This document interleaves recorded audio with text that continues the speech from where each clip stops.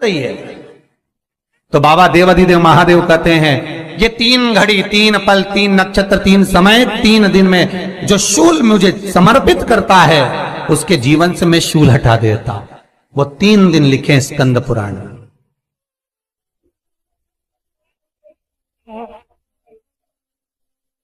महाराज बैसाख महीने में जो प्रदोष आती है, बैसाख के महीने में बहुत ध्यान से सुनना भाई, जो अपनी जिंदगी से बहुत तंग आ गए हो, परेशान हो गए हो, कष्टमय जीवन जी रहे हो, बहुत दुखी हो गए हो, उनके लिए ये स्कंद पुराण का चरित्र फिर मिले ना मिले आप प्रेम से सुन लो। आओ, पहला बैसाख महीने की प्रदोष, चाहे वो शनिचरी प्रदोष हो, चाहे रविवार की हो, सोमवार की हो, मंगल की हो, बुधवार की हो, गुरुवार की हो, शुक्रवार की हो, शनिवार की हो, कोई भी वार की हो, पर बैसाख महीने की प्रदोष, प्रदोष काल में शाम का समय सूर्य डूब रहा हो, बस डूबा ही हो, और उस समय पर सूर्य के डूबन के तुरंत बाद बाबा को धतूरे के साथ में बेलपत्री ना चढ़ाते हुए बेलपत्री के वृक्ष के 7 कांटे बाबा के शिवलिंग पर समर्पित करे जाते हैं महाराज, अपनी जिंदगी में अड़चनों को हटाने के लिए। फिर आप जिस व्यापार में उतरे, जिस व्यवसाय में उतरे, जिस नौकरी में उतरे, आप दिल से करें, आपको तरक्की मिलेगी। आप हार नहीं सकते, नीचे नहीं आ सकते, उन्नति पर ही चढ़ेंगे। एक वैशाख मास की प्रदोष, दूसरा शिवरात्रि के दिन मध्याह्न का समय। महाराज जो बड़ी शिवरात्रि होती है माघ की, बड़ी शिवरात्रि के अंतर्गत मध्याह्न का समय, दोपहर के ठीक 12 बजे, चाहे फिर वो कोई भी दिन हो महाराज, शिवरात्रि जिस दिन पड़ रही हो,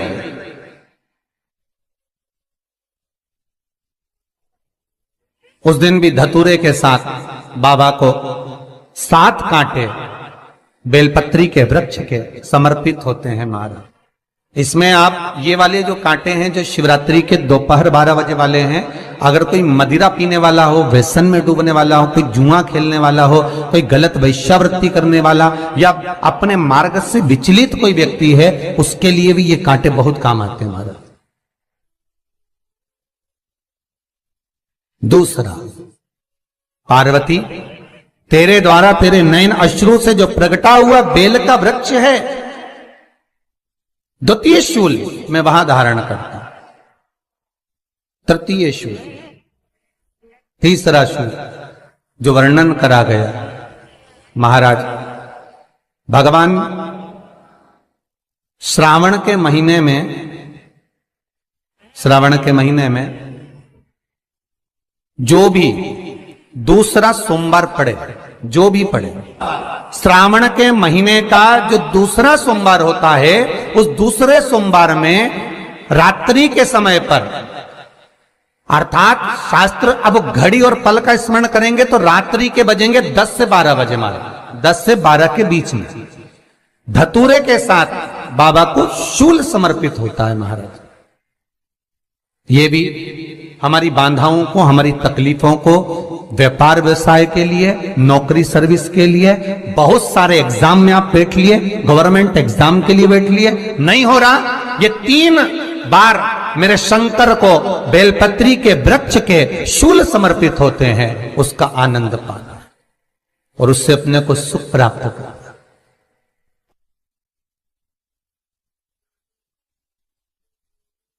कि बाबा भोलेनाथ जी के नयन अश्रु से जो प्रकट हुआ वो रुद्राक्ष का पौधा है, माता पार्वती के नयन अश्रु से जो प्रकट हुआ वो बेलपत्री का पौधा है, और उमा और महेश,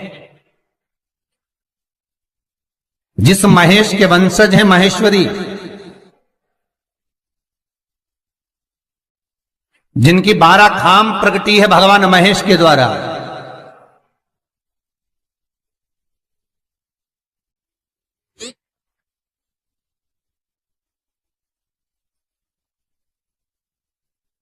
वो महेश उमा उमा और महेश का जो चरित्र है कि उमा और महेश का जब प्रागट्य हुआ, उमा और महेश जब दोनों आनंद में विभोर होकर जब चलते हैं और दोनों के बैठने से तप मुद्रा से जो पौधा उत्पन्न होता है वो शमी का पौधा है।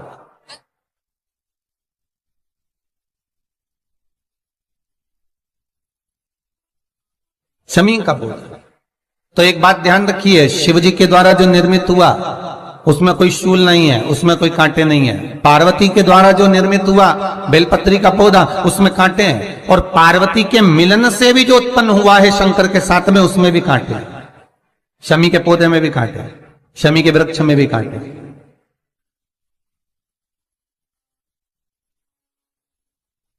तो पार्वती जी स्कंद पुराण में एक प्रश्न कर रही हैं भोलेनाथ जी से कि प्रभु मुझे ये बताओ कि आपके द्वारा जो निर्मित हुआ उसमें शूलता नहीं है,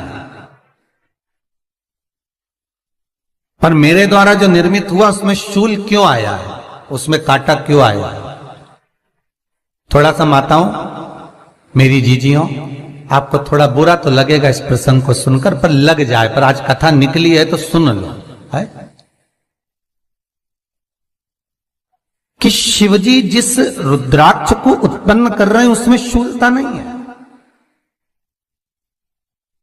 पर पार्वती जी जो संग में मिली हैं उसमें भी शूलता है, और पार्वती के द्वारा जो प्रकट हुआ बेलपत्र उसमें भी शूलता है। तो भगवान महादेव बोलते हैं, पार्वती मैं तुझे कुछ कहूं और कहने पर तुझे तेरे हृदय में कोई बात चुभे, शूल लगे तो मुझे ठीक नहीं लगेगा। नहीं नहीं नहीं, आप कहिए प्रभु, मैं सुनने के लिए तैयार हूं, आप तो बोलो कि कारण क्या है। भगवान कहते हैं, पार्वती बस अंतर इतना है, नारी का जो स्वभाव होता है, स्त्री का जो स्वभाव होता है, उसके हृदय में छोटी छोटी बात के शूल बहुत होते हैं।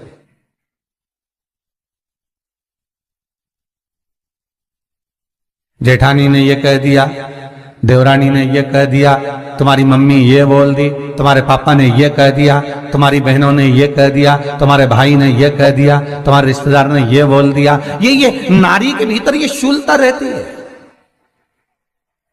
तो पार्वती जी बोली कि जितना तप आपने करा उतना तप मैंने करा, और जितनी साधना आपने करी उतनी साधना मैंने करी, और जितना आराधना दिल से आपने करी उतनी आराधना दिल से मैंने करी, फिर इसमें शूलता कहां से आ गई?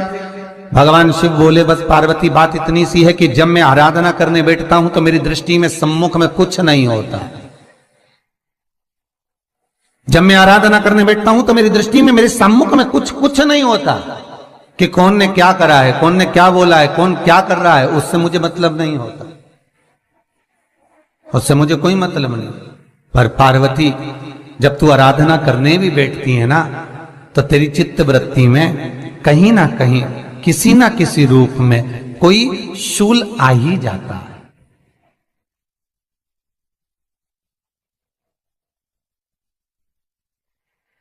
कई माताओं की आदत देखी साहब, भगवान की सेवा करने बैठी है तो भी भीतर थोड़ा सा शूलता भरी हुई है। महाराज बताओ, इतने सारे भगवान इकट्ठे कर लिए, मैंने बोला था बहू से कि वहां रख लेती है, बताओ इतने सारे यहां पर लाकर रख दिए हैं, अब इसकी सेवा करना पड़ रही है, अब ये करना पड़ रहा है।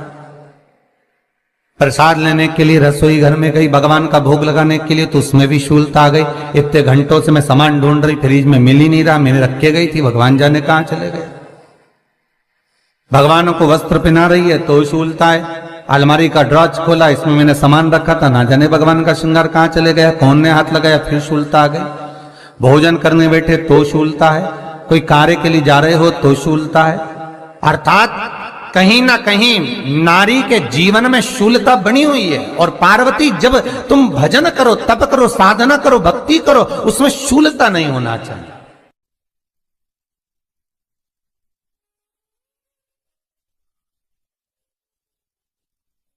पार्वती जी ने कहा, भोलेनाथ तो क्या आप मुझे स्वीकार नहीं करेंगे बेलपत्री के रूप में?